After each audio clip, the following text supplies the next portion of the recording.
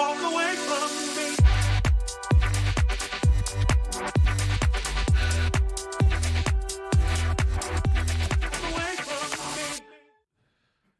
Et notre chronique thématique du vendredi, c'est Top Sortie pour tout savoir de ce qui se passe, donc le côté culturel de notre département. Et ce vendredi, on reçoit Pascal Tessot. Bonsoir. Bonsoir. Réalisateur, on va parler de votre film dans un instant.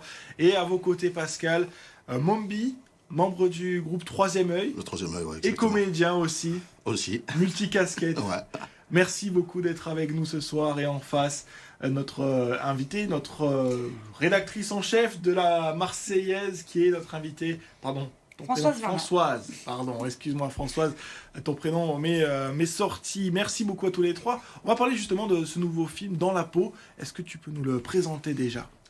C'est un film marseillais qui a été fait avec beaucoup d'associations de Marseille, qui a formé beaucoup de jeunes de l'association Phare et Balise, Académie Mouvida. Et on a fait un film épaulé par des figures culturelles de Marseille pour raconter Marseille autrement, de l'intérieur, avec une histoire d'amour, donc Dans la peau, ça s'appelle. Et c'est l'histoire d'amour entre Kalim, qui vient des quartiers nord, et Marie, qui est architecte dans les beaux quartiers. Et c'est un film aussi spectaculaire sur la danse, sur la danse crump. Donc il y a aussi tout l'écosystème marseillais qui est venu prêter main forte. On voit des scènes de danse, des battles assez spectaculaires. On va justement regarder une bande d'annonce et on en parle juste après.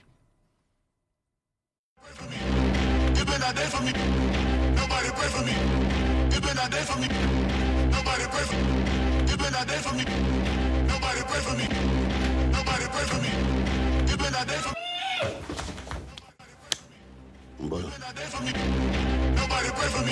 Ils tournent, ça fait un quart d'heure, ils sont partis, je vous prends pour un con. Je sais que t'es à sec. Je vais changer de vie. Je pourrais venir te voir un jour à ton entraînement. Pourquoi maman n'a pas refait sa vie, elle ? Ça se fait pas ça chez nous, tu le sais. Vas-y, montre-leur.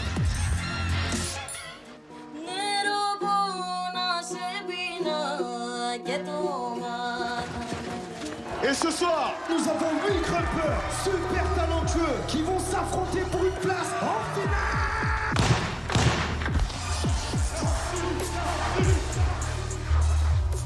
Attention. Elle donne envie cette bande-annonce. Elle remplit sa mission. Mombi, quel est votre rôle dans cette réalisation ? Quel personnage vous jouez ? Je suis l'oncle de Kalim, en fait. Je suis marié avec sa tante. Et Kalim, en fait, sort de prison et veut se réinsérer. Il a envie d'évoluer parce que, bon, il était dans un milieu qui n'était pas forcément celui qu'il avait envie. Et on l'a accueilli à la maison pour essayer de le refaire balancer dans le droit chemin.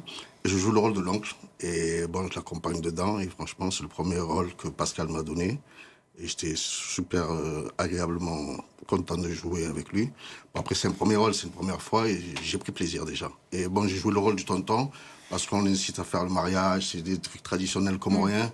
Ça parle pas mal, ça va parler à pas mal de gens parce qu'il y a beaucoup de gens qui peuvent se reconnaître dans cette histoire. Et c'est en même temps, comme il disait, une histoire d'amour, une sorte de Roméo et Juliette à la Marseillaise.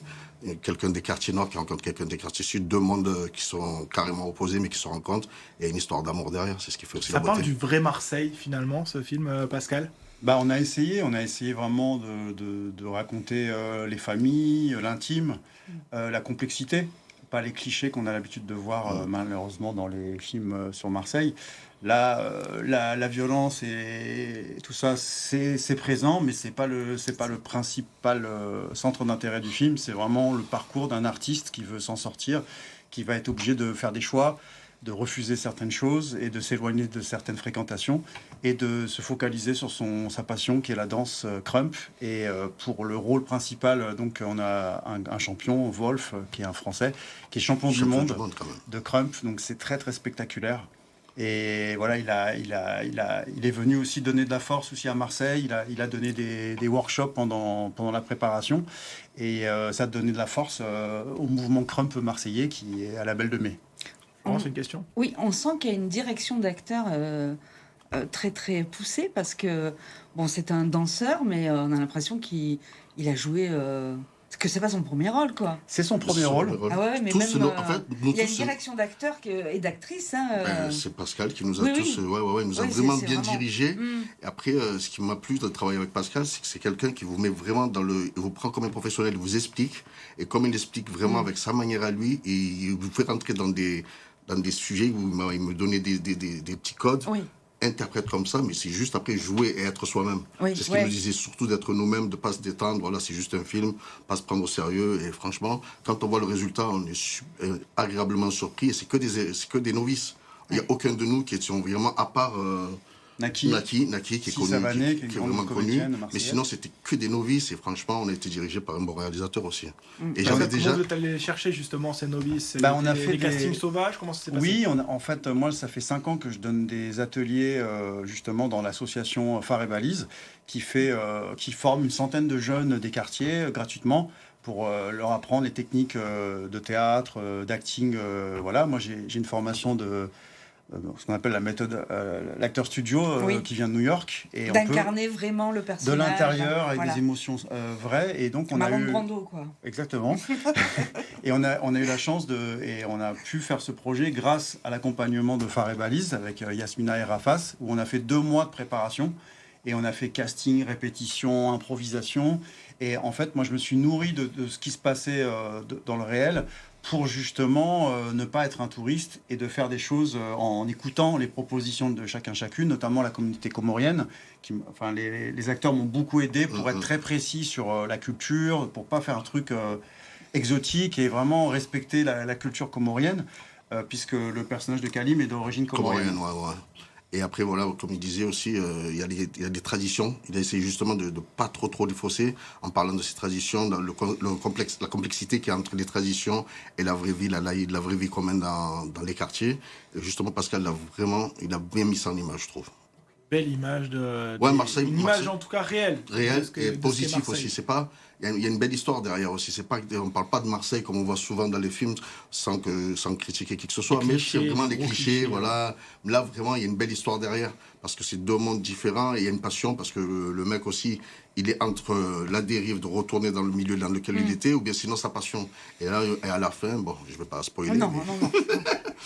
Je pense qu'il y a beaucoup de monde qui se reconnaît dans cette trajectoire.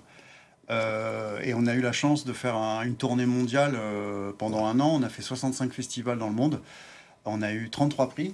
Et on a eu du succès. On a eu des prix à Chicago, Los Angeles, Brésil, à Sao Paulo, Rome.